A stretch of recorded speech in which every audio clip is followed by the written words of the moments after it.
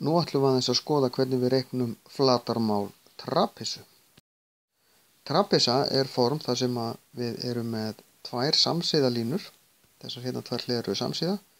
En svo eru tvær hliðar sem tengja þar saman sem er ekki samsíða. Er ekkert endilega jafn langar þó að síðan stundum. En þessar hliðar eins og í samsíðungnum sem vorum að skoða áður, þá skipta þessar hliðar engu máli, en það er ekki tölur á þeim hér.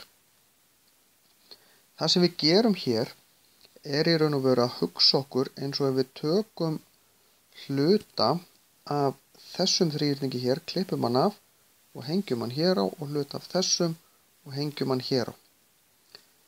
Og hvernig eigum við að vita hvaða lengd við erum þá með héðan og hingað? Jú, það er meðaltalið af þessum tveimur tölum. Þannig að þá gerum við 7 + 3 deilt með 2 og margföldum það sinnum hæðin.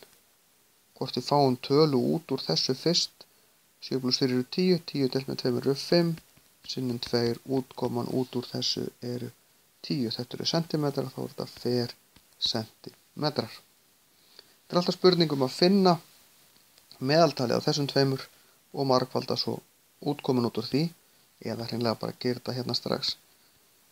Slá þetta allt inn í einu í vasareiknin, bara passa að gera það rétt. Og meðaltalið þessum tveimur sinnum hæðin, því að þetta er grunnlína sinnum hæð. Því að þegar ég er búinn að finna meðaltalið er ég í raun komin með rétthyrning hérna.